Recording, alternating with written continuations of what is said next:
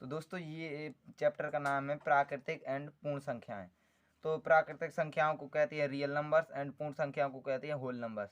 तो इसमें ये दिए गए हैं, मतलब कि आपको क्या क्या पढ़ना है। तो इसमें 7 दिए गए हैं आइकन, जिसको आपको पढ़ना है, मतलब कि संख्या एवं संख्याओं के में अंतर करना। और जी इस प्रकार से आप देख सकते हैं कितने दिए गए हैं। और यहाँ पर आपको दोस्तों ये इतना लिख लेना है, हम वस्तुओं को गिनने के लिए संख्याओं का प्रयोग करते हैं, उन्हें गिनती कहते हैं। और गिनती की संख्याओं को प्राकृतिक संख्या कहते हैं। आप यहाँ से लिख सकते हैं इतना, ये प्राकृतिक संख्याओं की परिभाषा है। और दोस्तों और हम आपको बता देते हैं क्या क्या आपको लिखना है। और ये देखिए दोस्तों, आपको ये भी लिखना है, कितनी संख्याएं हैं का जिन्हें बोध होता है उन्हें संख्या कहते हैं, ये भी लिखना है दोस्तों। और आपको दोस्तों आपको ये परिभाषा लिखना है, किसी संख्या में प्रत्येक स्थान के संगत अंक का मान अलग अलग होता है, इसे अंक का स्थानीय मान कहते हैं। ये भी दोस्तों आपको लिख लेना है, स्थानीय मान की परिभाषा है। तो ये तीनों डेफिनेशन आपको लिख लेना है विधिवत। और दोस्तों ये उदाहरण दिए गए हैं, आप लगा भी सकते हैं। और यदि आपको नहीं लगाना है तो आप कमेंट कीजिए, तो हम आपको विधिवत बता सकते हैं। तो अब चलते हैं अभ्यास की तरफ। ये 1.1 है, मतलब कि आप 1 का ए भी कह सकते हैं या 1.1 कह सकते हैं। तो दोस्तों पहला क्वेश्चन दिया गया है, निम्नलिखित संख्याओं को संख्याओं में व्यक्त कीजिए। मतलब कि ये संख्याएं ही दी गई हैं, ये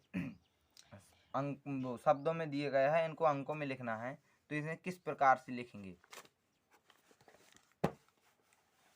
तो दोस्तों इसमें दिया गया है 400, पहला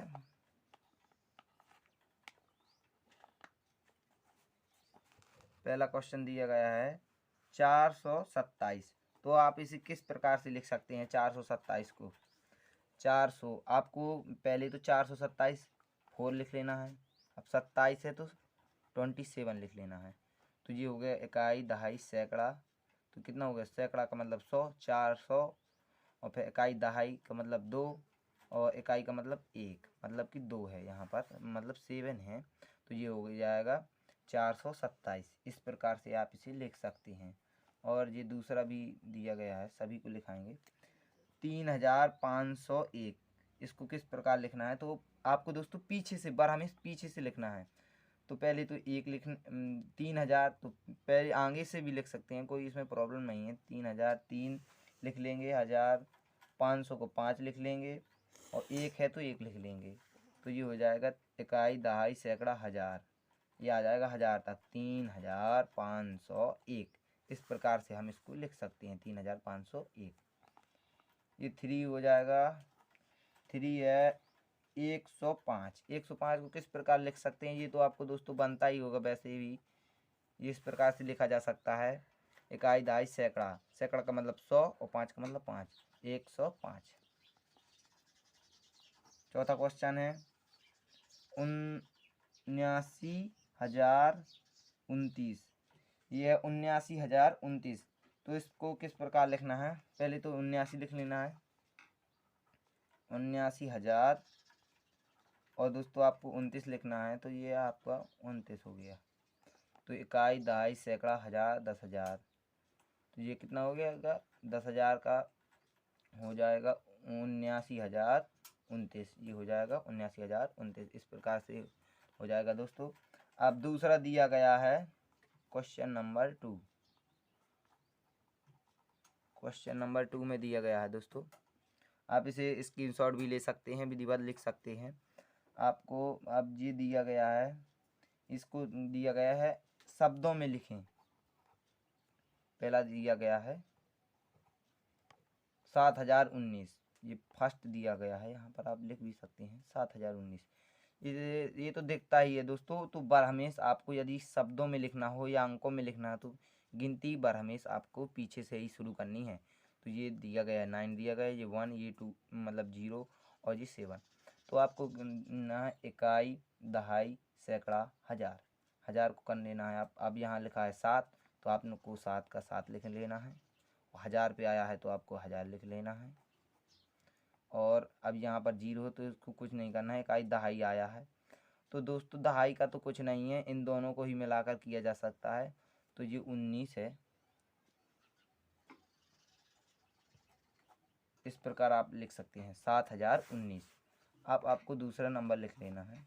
दूसरा नंबर दिया गया है 23,013। आप इसको कैसे लिख सकते हैं, तो हमने आपको बताया है विधिवत की आपको पीछे से ही शुरू करना है। तो इकाई, दहाई, सैकड़ा, हजार, 10,000। कितना हो गया? 10,000। मतलब जब भी 10 की बात आए, 10,000, 10 लाख, तो आपको 2 अंक लेने होते हैं। तो ये कितना है? 23। इस प्रकार आप लिख सकते हैं 23। बट ये क्या है? तो इकाई, दहाई, सैकड़ा, हजार, 10,000। तो ये 1000 है, तो 23 यहाँ पर 1000 लिख लेंगे। अब आपको 0 का कोई महत्व नहीं है, बट इसमें ये बीच में इसका भी महत्व है। तो इकाई, दहाई, सैकड़ा, तो यहाँ पर 0 100 तो हो नहीं सकता है, तो इन दोनों को ही गिना जाएगा। तो इकाई, दहाई, दहाई के अंक में दोनों ही गिनने होते हैं। तो ये हो जाएगा 13। तो 23,013 है। इस प्रकार आप लिख सकते हैं। अब लाना है आपको थर्ड को। थर्ड को किस प्रकार हम लिख सकते हैं या डिफाइन कर सकते हैं? तो दोस्तों यहाँ पर लिखा है 69, 37, 9। इसको आपको हमने विधिवत आपको बताया है कि पीछे से ही शुरू करना है। तो हम इस प्रकार आपको पीछे से शुरू करेंगे। इकाई, दहाई, सैकड़ा, हजार, 10,000। तो यहाँ 10,000। जब भी 10 की बात आए, 10,000, 10 लाख, मतलब 10 की बात आए, 10,000, 10 लाख, 10 करोड़, कुछ भी आए, तो आपको 10 में पीछे के, मतलब कि 10 में पीछे के अंक लेना है। तो ये आ जाएगा 69। 69 है, 69 लिख लेंगे। और ये आ जाएगा 1000 है, तो 1000 लिख लेंगे। 69। इकाई, दहाई, सैकड़ा, तो सैकड़ा में 3 3 है, यहाँ पे 3 लिखा है तो 3 लिख लेंगे। और 100 है तो 100 लिख लेंगे। और ये है 79 लिखा हुआ है, तो 79 लिख लेंगे बस। इस प्रकार आप लिख सकते हैं। अब ये हो जाएगा। अब आता है फोर्थ नंबर 89, 30, 59। तो आपको पीछे से ही डिफाइन करना है। तो इकाई, दहाई, सैकड़ा, हजार, 10,000, लाख। तो अब यहाँ पर लाख आया है। यदि 10 लाख होता तो ये दोनों अंक लेते, बट यहाँ पर लाख आया है तो एक ही अंक लेंगे। तो ये आ जाएगा 8, ये आ जाएगा लाख। और फिर शुरू से गिनेंगे तो इकाई, दहाई, सैकड़ा, हजार, 10,000, 10,000 के लेंगे 93। 10,000 आया है तो 2 अंक लेंगे। 93, 93, 93। और ये है 59 लिखा हुआ है।